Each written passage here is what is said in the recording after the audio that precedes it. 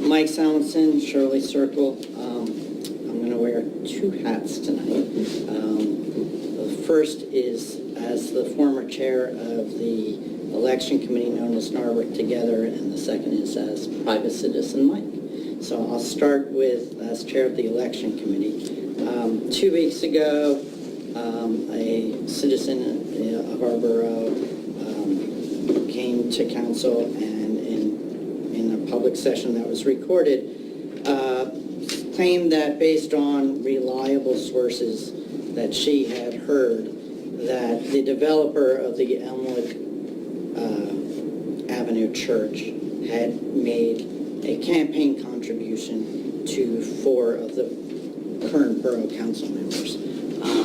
I think it was well understood that that was the 4 members who were up for election last year. And no evidence was presented in that regard. It was just based on a reliable source.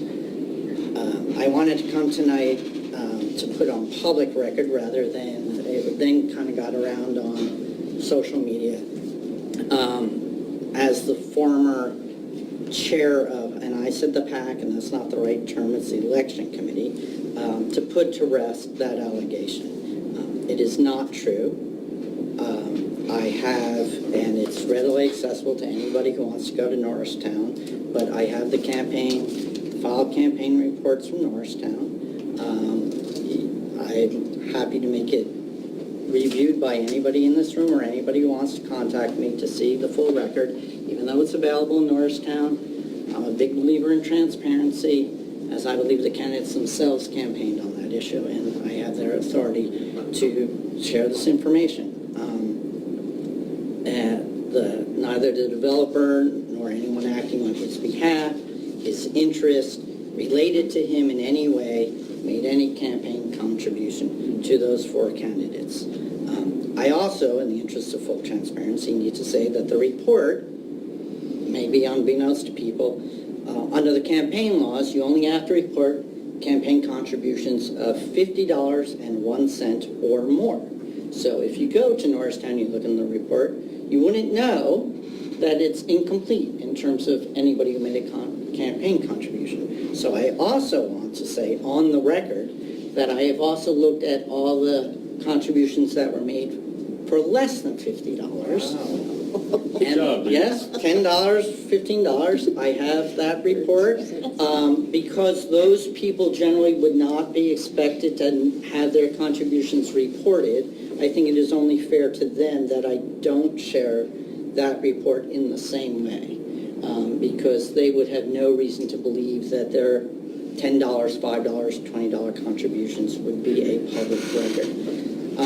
I am, if you have concerns about that, if you think you should see the report for the $49 or $50 or $20 report, I'm willing to do it with appropriate confidentiality because I believe it's appropriate to protect those people.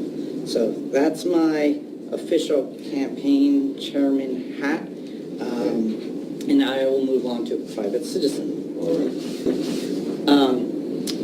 I think the allegation is indicative of something that's been unfortunate that's been occurring in the borough for some time among some members of the community.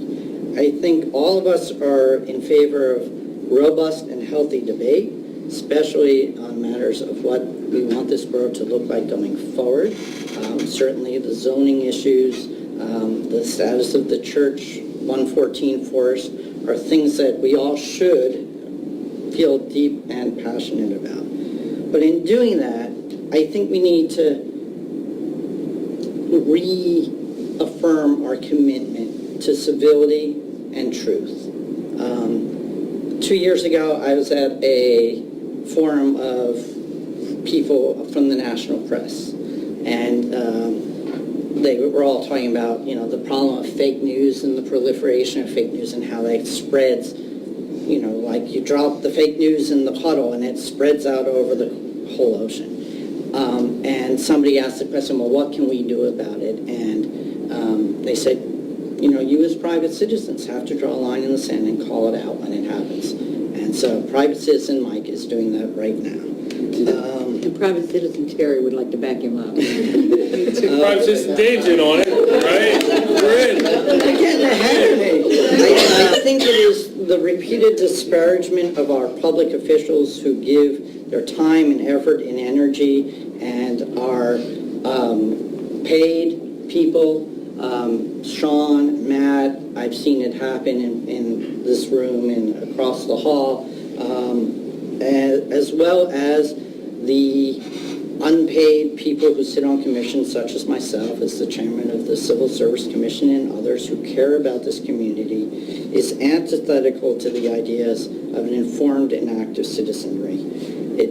It makes me sad to know that I was informed by one of our council members tonight that somebody wanted to come tonight and talk about development and was afraid to do so because she was afraid that she was going to be confronted in a hostile manner by someone who did not appreciate that. And that is really something that we should all be concerned, more than concerned about. We need to, stand up, put our foot down and say it needs to stop. What makes a community we don't build a community with bricks and mortars, but we build a community by listening to each other and engaging in respectful debate.